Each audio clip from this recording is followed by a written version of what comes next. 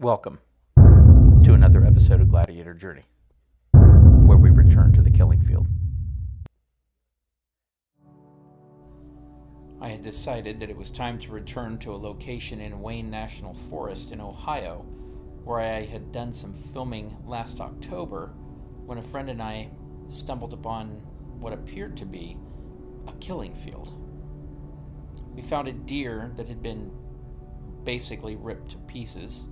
Legs, body, head, everything sort of just strewn about. It was not the worst thing I've ever seen in my life. However, it did leave a bit of a lasting impression.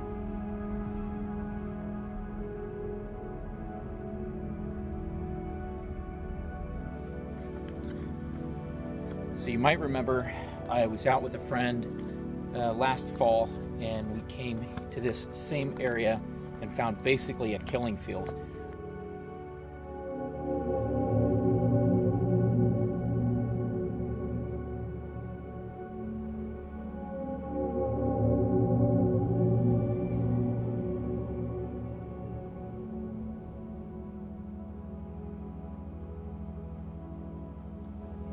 My idea was to get deeper down into this hollow than I had gotten the last time I was here. At least I figured if I could get here in the daytime and sort of get my bearings and find a path to follow, it would allow me to more easily navigate this area for a night investigation soon. From the road where I had left the vehicle, this was definitely much further down than I figured it would be, at least from appearances. This actually turned out to be an excellent idea, as a lot of the landscape around here has been carved out through millennia of running water. I had not realized that the area I had walked through prior, when we found the killing field, if I had gone a bit further, may have led to my demise, because it was a sheer drop-off. I'll show you once I get to the bottom. I stopped along the way a couple of times and just tried to maintain quiet and hold the phone up high enough to see beyond my scope of vision, just to see if I could possibly catch a glimpse of anything. As we approached the bottom and looked back up, you could see a cave that was revealed just at the bottom of the trail. And the area above that cave was the area I filmed last year when we found the killing field. So you can see, walking through there at nighttime with nothing more than flashlights, especially if you were running, you might stumble right off of that. Probably wouldn't kill yourself, but I'm sure it wouldn't be any fun, and you might even break bones. Since we had had some wet weather recently, I figured checking this area might be good for some type of footprints. And I was right, because it didn't take very long to locate at least a canine print of some type, probably coyote, I'm guessing. Then just ahead of the canine print, I stumbled on what looked like a huge footprint, where the leaves had been crushed down and it left toe indentations. I'm not 100% sure this was a footprint, but it sure looked like one, right down to the individual toes that you could see at the fore end of the footprint. In comparison to my foot, as you can tell, it's much larger, and here are the toes and the outline of the foot.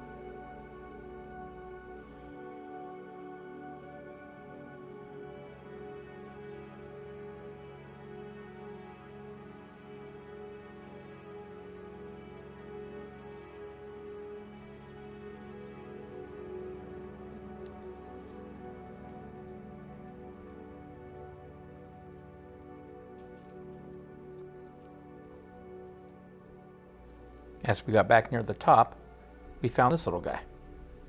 After making our way the rest of the way up the trail and back to where we left the truck parked along the side of the road, we hopped in and made the short drive back to Columbus. Once I got there, I started checking my pictures on my phone and my cameras, and noticed that the pictures and the videos I had taken of the suspected Bigfoot footprint had not recorded. None of them. Not the photo, not the video. And that seemed super strange to me.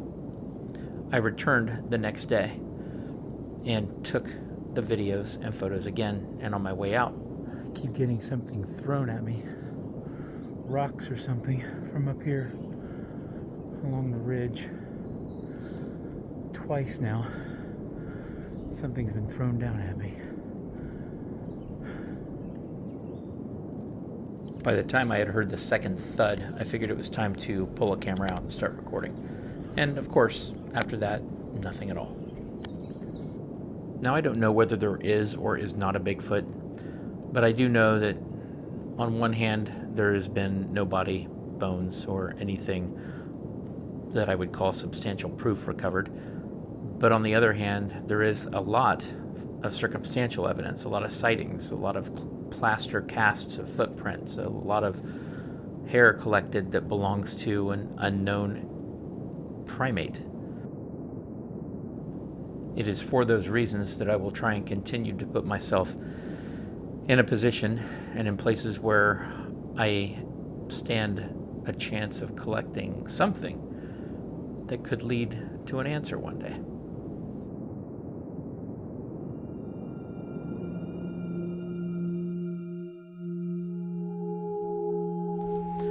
For those of you who follow my channel, you'll know that I took a cross-country trip this last summer, as I do every summer.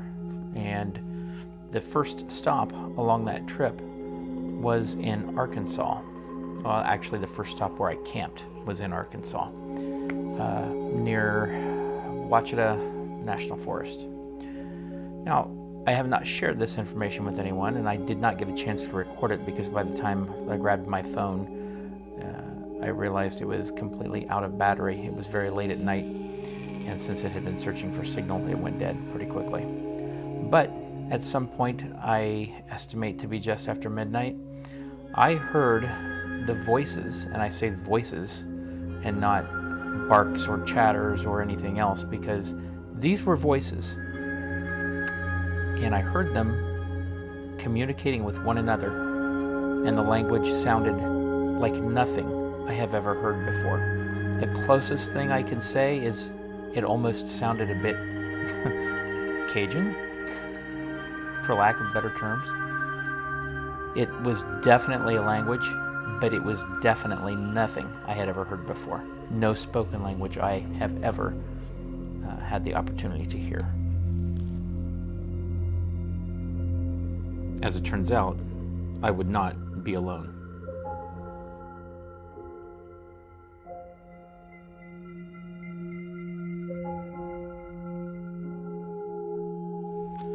For both a historic and geographic reference, I would like to read to you a story from the book Hidden Encounters by Doug Waller. Doug talks about Harry's sighting in Athens County, Ohio. Harry L. wanted to get away from it all and be by himself for the weekend. He wanted to camp and fish and get away from the things that seemed to clog up our minds and keep us worrying and complain. He picked a very remote spot near Gloucester, Ohio in Wayne National Forest, far from his home in southwest Ohio. Now I'll pause there and say that Gloucester is actually right in the same area that I'm currently in, here in Wayne National Forest. It goes on to say, Harry hiked in a little on a trail and at first showed some evidence of use by others. As he got further and further away from where he had parked his car, it became evident that indeed he had stumbled into an area with very little, if any, human visitors at all.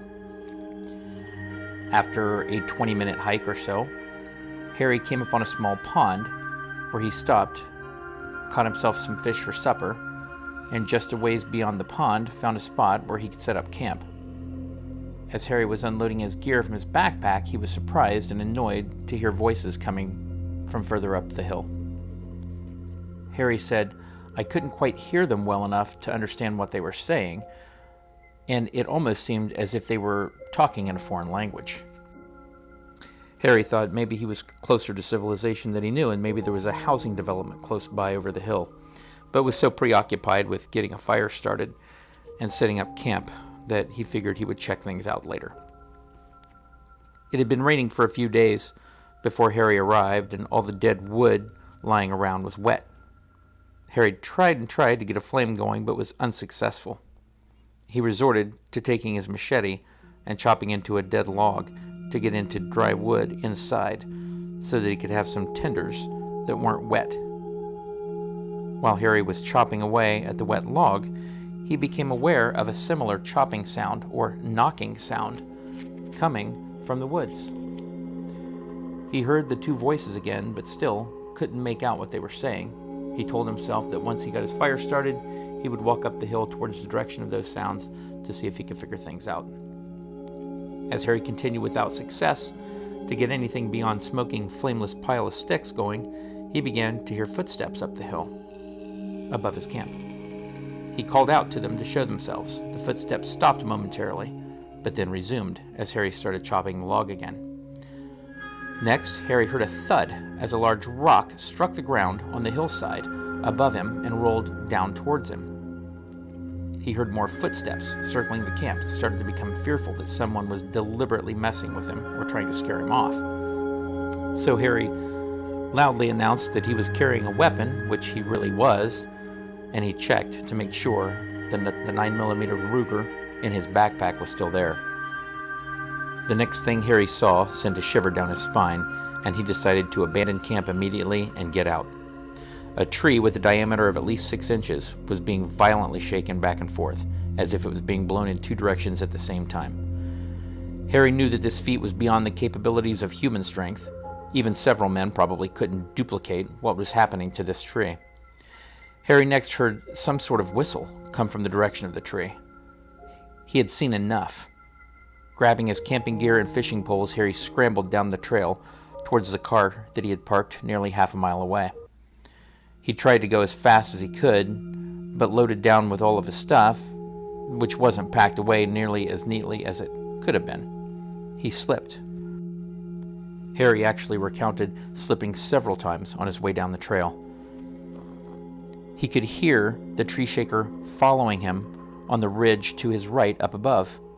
Every time Harry would stop and look and listen in its direction, it would stop too. At one of these pauses, Harry now began to smell a very strong odor like sulfur that wasn't there when he had hiked in earlier in the afternoon on the same trail. He resumed his retreat, and in an instant, his pursuer did the same. Harry was watching the terrain up ahead, and the next time he came to a little ravine, as he passed it down below, he knew that he guessed it must be a Bigfoot. He had never believed in them before, but his opinion was suddenly changing. Harry knew that his pursuer would have to expose himself when he crossed the area of the ravine that Harry had just crossed up above. That was when he had caught sight of him. An 8-foot-tall, gray-haired bipedal creature had emerged from the brush and immediately turned 90 degrees away from him and ran straight up the ravine and disappeared into the thick brush. At last he had seen it. They're real, he thought. He was both amazed and frightened at the same time. He said that the Bigfoot seemed so graceful, like it was floating when it moved. No up and down movement of its head. It's so amazing that something so huge can be so fluid. Suddenly he reminded himself that if that was what was making the foreign speech sounds, there must be another one close by. So he continued his exodus at a hurried pace, without further incident except for another fall in the slick Athens County mud. Another skeptic bites the dust.